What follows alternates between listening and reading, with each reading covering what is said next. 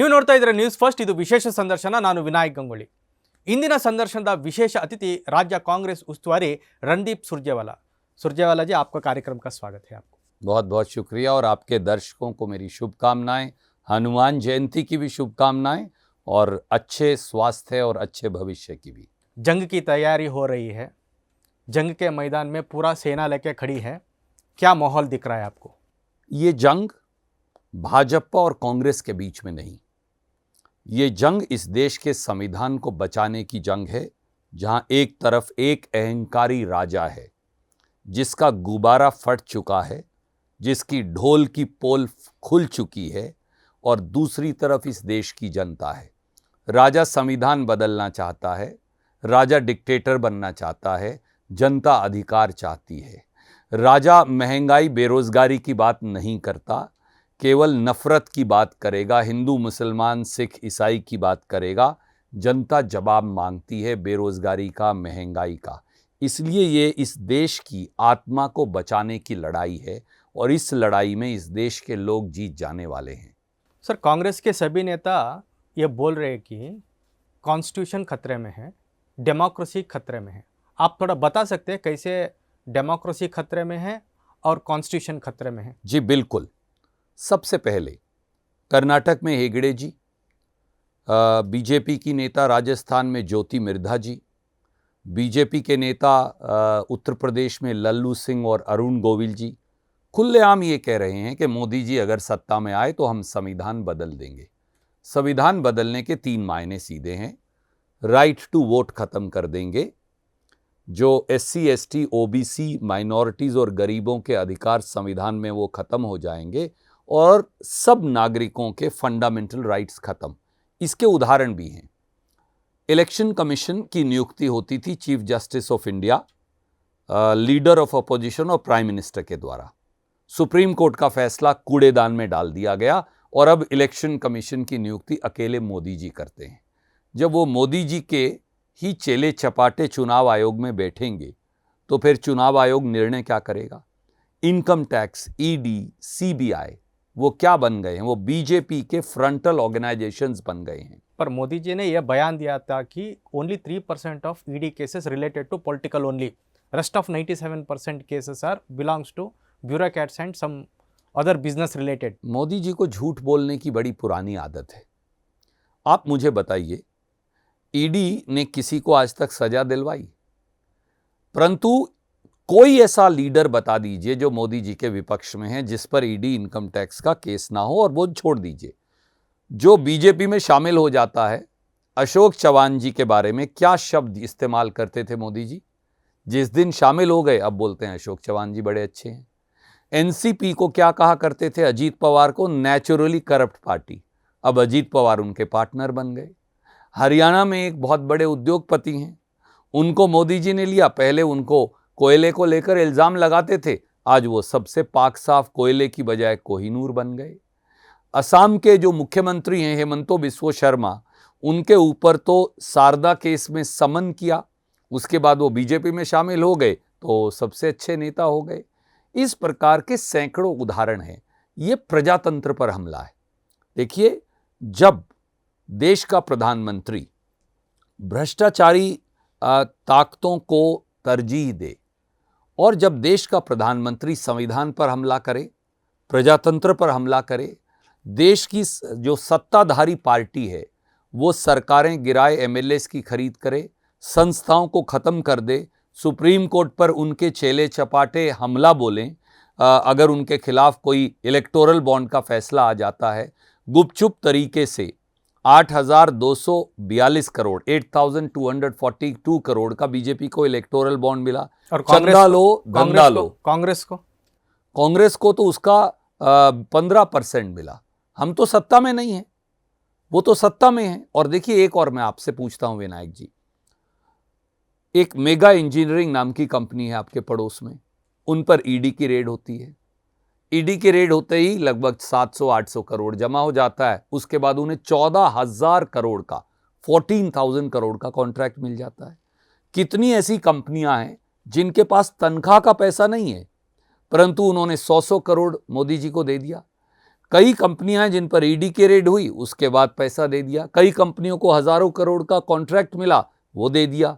तो ये वसूली का धंधा चल रहा था, चंदा लो धंधा लो। मतलब आप ये कह रहे हैं कि मोदी सरकार ईडी आईटी को आगे रख के एक्सटॉर्शन कर रही है? बिल्कुल, ये एक्सटॉर्शन रैकेट नहीं तो क्या है, ये मोदी जी की सरकार का legally sanction extortion racket. Surjewala ji, अभी राहुल जी ने पूर्व से पश्चिम तक, उत्तर से दक्षिण तक अभी पाद यात्रा किया भारत जोड़ो के नाम पे। जी, जो उन्होंने उठाया है जो कुछ भी इश्यूज, क्या देशवासी उसको सुन रहे हैं? जी, अगर आप किसी भी साधारण व्यक्ति से पूछें, आस्क एनी कॉमन मैन, उसकी जिंदगी के मुद्दे क्या हैं? उसकी जिंदगी का मुद्दा है बेरोजगारी, घर में बेटा या बेटी है, पढ़ा लिखा है, शिक्षित है, काबिल है, नौकरी नहीं। आप किसी महिला से, किसी पुरुष से पूछें उसके घर का मुद्दा क्या है, वो कहेंगे इतनी महंगाई हो गई। हर नौकरी पेशा आदमी से पूछें, मिडिल क्लास के आदमी से पूछें, इतनी महंगाई हो गई कि जीना मुश्किल है, दूभर हो गया। किसी व्यक्ति से पूछें मुद्दा क्या है, वो कहेंगे कि साहब हमारी जेब में तो एक फूटी कौड़ी नहीं, और देश के 22 लोगों के पास 60% देश की दौलत है। मुद्दे ये हैं। अभी सुरजेवाला जी, प्राइम मिनिस्टर और अमित शाह ने आपका जो बात बताई गई है संपत्ति के बारे में, जो अमीर लोगों का संपत्ति गरीबों को बेचने का, ये इसका ऊपर टारगेट कर रहे हैं। और उन्होंने ये भी कहा है अगर कांग्रेस सरकार आ गई तो महिलाओं का मंगलसूत्र भी मुसलमानों को दे दिया जाएगा, क्योंकि कांग्रेस का कहना यह है कि भारत का संपत्ति का ऊपर पहला अधिकार मुसलमानों का ही है। आपने दो बातें कही। सबसे पहले अमीरों और गरीबों की, भाजपा तो अमीरों की एजेंट है, और अमीरों की भी नहीं, 3-4 उद्योगपतियों के वो एजेंट हैं। आप मुझे ये बताइए, क्या देश की संपत्ति पर देश के 140 करोड़ लोगों का अधिकार होना चाहिए या नहीं? क्या देश की संपत्ति पर देश के उन 140 करोड़ लोगों की हिस्सेदारी होनी चाहिए या नहीं? अगर हिस्सेदारी होनी चाहिए तो जैसे कर्नाटक में कांग्रेस की सरकार ने करके दिखाया, कर्नाटक के बजट के सब मालिक हैं, हम नौकर हैं, सिद्धारमैया जी नौकर हैं, डीके शिव कुमार नौकर हैं, रणदीप सिंह सुरजेवाला नौकर हैं, और मालिक कौन है? वो कर्नाटक के 6.5 करोड़ साधारण कर्नाटक के नागरिक। ये देश का मॉडल है जो कांग्रेस का है। परंतु मोदी जी बात करते हैं मंगलसूत्र की। मैं एक बात कहूं, जब 700 किसान मरे थे तो उनकी विधवाओं के मंगलसूत्र की चिंता की थी मोदी जी ने। जब कोविड में लाखों हिंदुस्तानी मरे और हमारी बहनों के मंगलसूत्र उजड़ गए, जब गंगा मैया में इतनी लाशें थी कि गंगा मैया का पानी नहीं दिखता था, तो उन मंगलसूत्रों के बारे में उन्होंने कभी चिंता की थी? जब नोटबंदी में पैसा नहीं था, बिटिया की शादी थी, हमारी माताएं मंगलसूत्र बेचकर बिटिया की शादी करने पर मजबूर थी, क्या उस समय उन्होंने चिंता की थी? आज वोट लेने के लिए वो व्यक्ति भी मंगलसूत्र की बात करते हैं जिन्होंने कभी मंगलसूत्र का संपूर्ण धर्म ही नहीं निभाया। अभी राहुल गांधी जी प्राइम मिनिस्टर बनने का या कांग्रेस सरकार बनने का कुछ उम्मीद है इस चुनाव में? देखिए, एक कांग्रेस कार्यकर्ता के तौर पर मैं ये कहना चाहूँगा कि हम राहुल गांधी जी को इस देश के प्रधानमंत्री के तौर पर देखना चाहेंगे। इसलिए नहीं कि वो कांग्रेस के लीडर हैं, इसलिए कि इस देश को ऐसे नेता की ज़रूरत है जो गरीब के घाव पर मरहम लगा सके। ऐसे नेता की ज़रूरत है जो गरीब के कंधे पर हाथ रख कर उसकी पीड़ा को जान सके। अभी आपने जो कुछ भी बोला, आपको क्या ट्रांसपेरेंट इलेक्शन होने का कुछ उम्मीद है देश में? देखिए, इस देश के लोगों पर मुझे विश्वास है।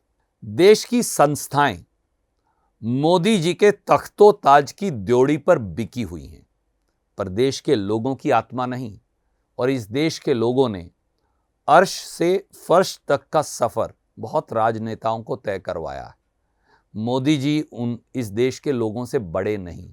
इस देश के लोगों की मुद्दों की बात जो नहीं करेगा, जो इस देश को नफरत के माहौल में धक्का दे देगा, जो इस देश को बंटवारे की खाई में धकेल देगा, जो इस देश को नफरत की आग में झोंक देगा, ये देश ऐसे सत्ताधारी राजा को कभी स्वीकार नहीं करेगा। इसलिए मुझे 140 करोड़ भारतीयों पर विश्वास है, 6.5 करोड़ कन्नडिगाओं पर विश्वास है।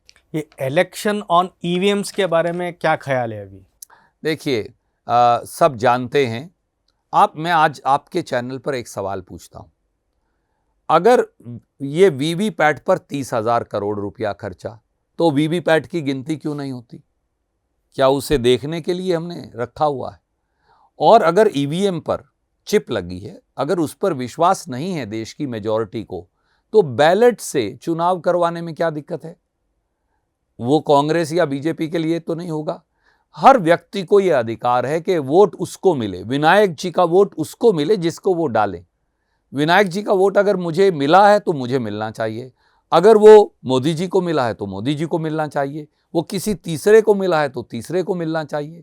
पर जिस दिन आपका वोट चोरी करने लगेगी सरकार, जिस दिन आपका वोट ही चोरी हो जाएगा, उस दिन प्रजातंत्र कहाँ रहेगा? अभी वायनाड में क्या माहौल है सर? देखिए, पूरे देश में एक ही माहौल है, बदलाव का। कश्मीर से कन्याकुमारी तक, पोरबंदर से मिजोरम तक और मणिपुर तक एक ही माहौल है, बदलाव। बदलाव और मौजूदा सरकार से निराशा और इंडिया अलायंस से एक नई उम्मीद। वो उम्मीद है कांग्रेस की नई गारंटियों के आधार पर। याद करिए, आपने मुझसे सवाल पूछा था कांग्रेस की 5 गारंटियों के बारे में पिछली विधानसभा चुनाव से पहले। आज मैं आपके चैनल पर विश्वास से कह सकता हूं, कांग्रेस ने जो कहा कर्नाटक में वो करके दिखाया। हम इसी प्रकार से 5 नई गारंटियां देश के लिए लाए हैं। अभी बात कर्नाटक के करते हैं। सुरजेवाला जी को बहुत लकीस्ट नेता समझते हैं कर्नाटक का कांग्रेस के कार्यकर्ता, क्योंकि जब से आपने कर्नाटक का जो इलेक्शन संभाले हैं तब से कर्नाटक कांग्रेस को अच्छे दिन आए हैं, ये क्या आप मानते हैं? विनायक जी, सबसे लकी है कांग्रेस का साधारण कार्यकर्ता कर्नाटक में। आजकल तो कर्नाटक में 2 मॉडल हैं, एक है भारतीय चोंबू पार्टी बीजेपी, और एक तरफ है कांग्रेस का गारंटी मॉडल। अब लोग फैसला करेंगे। वो जो बीजेपी की चोंबू पार्टी है वो क्या कर रही है? जब कर्नाटक का किसान 18,172 करोड़ रुपया ड्राउट रिलीफ का हम मांगते हैं तो मोदी जी कहते हैं चोंबू ले लो। जब हम ये कहते हैं कि कर्नाटक को 58,000 करोड़ 15 फाइनेंस कमीशन में देना है, मोदी जी कहते हैं चोंबू ले लो। हम कहते हैं भद्रा डैम का 6,000 करोड़ दो, मोदी जी कहते हैं चोंबू ले लो। हम कहते हैं पेरिफेरल बेंगलुरु रोड का 30,000 करोड़ दो, जो आप हमारा अधिकार है, वो कहते हैं चोंबू ले लो। हर 100 रुपया जो कन्नड़िगास जमा करवाते हैं भारत सरकार को टैक्स का, हमें केवल 13 रुपया मिलता है। जब हम जस्टिस मांगते हैं तो मोदी जी और अमित शाह जी कहते हैं चोंबू ले लो। इस बार उन्हें चोंबू की रिटर्न, खाली चोंबू की रिटर्न गिफ्ट लोग देने वाले। मोदी जी और अमित शाह जी कर्नाटक के लोगों से नफरत करते हैं, इसीलिए ना 58,000 करोड़ 15 फाइनेंस कमीशन का देते, ना 6,000 करोड़ जो है हमारा भद्रा डैम का देते, ना हमारा 100 में से 13 रुपया वापस लौटाते हैं, ना वो मेकेदातु की परमिशन देते, ना वो और हमें जो पानी मिले उसकी परमिशन देते, और ना हमें ड्राउट रिलीफ का पैसा देते। इसीलिए हम सुप्रीम कोर्ट गए, और सुप्रीम कोर्ट ने जब फटकार लगाई, उन्हें डांटा, तो वो कहते हैं हम अब देंगे। कब देंगे मालूम नहीं, जब तक दें, मैं आपके चैनल पर कहता हूं, मोदी जी और अमित शाह जी कर्नाटक वापस मत आइएगा। सर ये बताइए, 3-4 मंच में मोदी जी ने यह बताया था कि कांग्रेस कर्नाटक सरकार के पास गारंटी के लिए पैसा नहीं बचा है, इसीलिए वो सारा सरकार बैंकरप्ट हो चुकी है अभी। देखिए, इसीलिए बार बार पैसे मांग रहे हैं, इनजस्टिस बोल रहे हैं। देखिए, गरीबों के और कर्नाटक के लोगों से मोदी जी अपने जहन से नफरत करते हैं। मोदी जी, अमित शाह जी, बीजेपी का डीएनए ही कर्नाटक विरोधी है। इसीलिए लोग गो बैक अमित शाह, उनको धिक्कार बार बार करते हैं। आप मुझे बताइए, इलेक्शन से पहले तो मोदी जी कहते हैं ये गारंटी लागू नहीं हो सकती, हमने तो लागू करके दिखाई। हमारे पास डेवलपमेंट का तो पैसा है। हम जो वो 100 रुपया टैक्स का देते हैं कर्नाटक के लोग, वो नेशनल डिजास्टर रिलीफ फंड में जमा होता है। हम भीख थोड़ी मांग रहे हैं, वो कर्नाटक के लोगों का पैसा है। सर अभी कर्नाटक का रणभूमि जो है, नेहरू ज़माने से आज तक कांग्रेस का फेवर ही एक किला है। ये इस चुनाव में कर्नाटक में Siddaramaiah guarantee versus Modi guarantee का लड़ाई चल रहा है, क्या होगा सर? मोदी जी की एक्सपायर्ड गारंटी है, वो बैलून फट चुका है, और कांग्रेस पार्टी और सिद्धरामैया सरकार ने जो गारंटी दी है वो हमने लागू की है। सर कर्नाटक में एक नेहा नाम का छात्र का एक मर्डर हो चुका है जी, और जो मर्डर करने वाला एक कम्युनिटी से है, उसका ऊपर अभी ये सारा इश्यू फयाज उसका नाम है। हाँ, सारा इशू जो अभी पॉलिटिकलाइज्ड है, जी। इसके बारे में क्या कहना चाहते हैं? सो बीजेपी वाले बोलते हैं कि जब भी कर्नाटक में कांग्रेस की सत्ता आती है तब ये सभी घटना चलती है, लव जिहाद चलती है, बॉम्ब फट जाती है और पाकिस्तान जिंदाबाद भी बोलते हैं, ये सभी घटनाएं हो जाती है। जिन्होंने कुछ नहीं किया वो इस प्रकार की ऊट पटांग और उल जलूल बात करेंगे। नेहा कर्नाटक की बेटी थी, है और हमेशा रहेगी। आज नेहा हमारे बीच में नहीं, पर वो हमारी बेटी भी है। हमने 3 निर्णय लिए हैं। जैसे ही ये कत्ल हुआ, अपराधी को पकड़कर जेल में डाल दिया। हमने स्पेशल कोर्ट, आज मैं आपके चैनल पर बता रहा हूं, मुझे मुख्यमंत्री सिद्धारमैया जी ने बताया, we will constitute a special court to try the criminal and murderer of Neha. Number 2, within 90 to 120 days, the trial will be completed. We will request the court.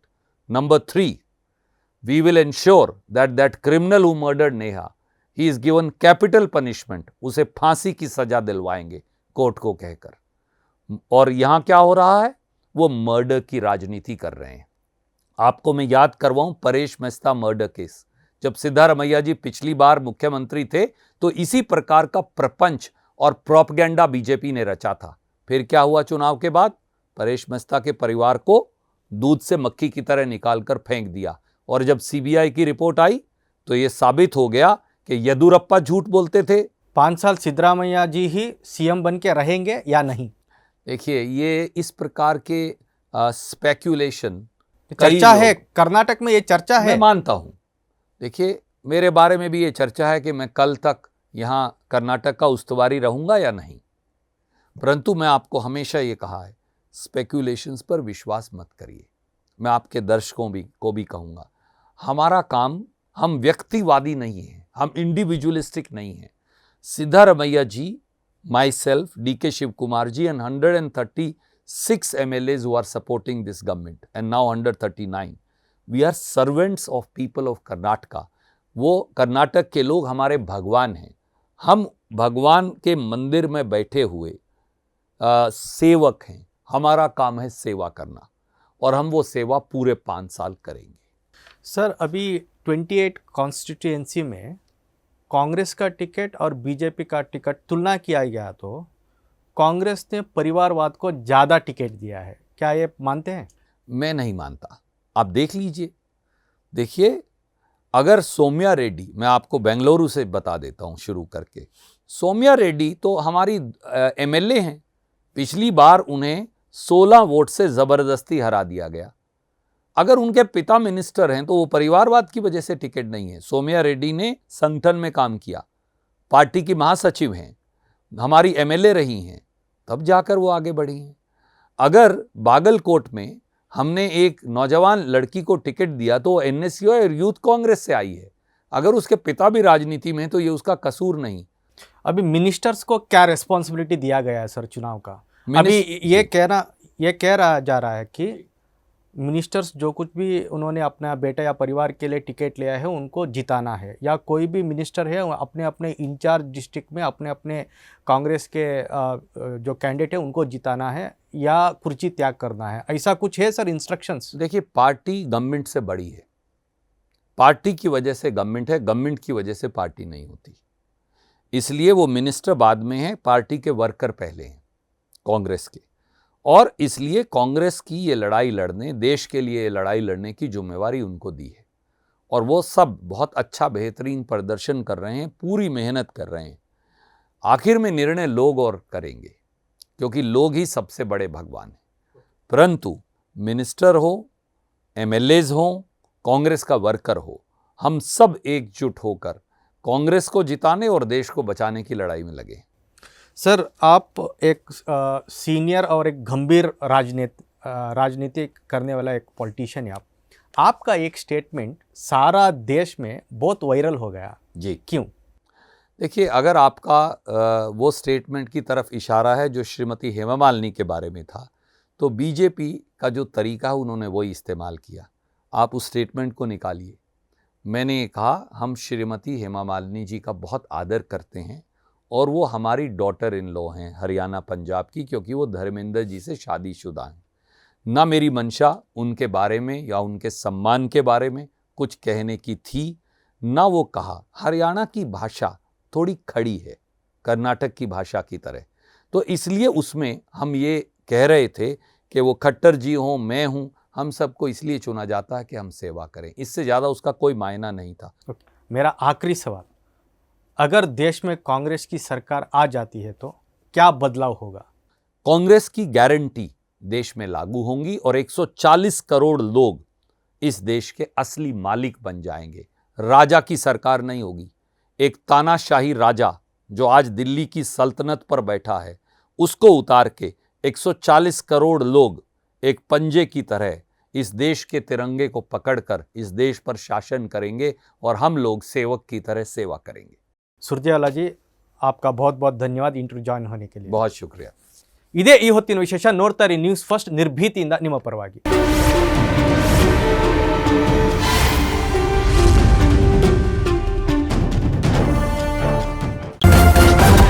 News first, ನಿರ್ಭೀತಿಯಿಂದ ನಿಮ್ಮ ಪರವಾಗಿ.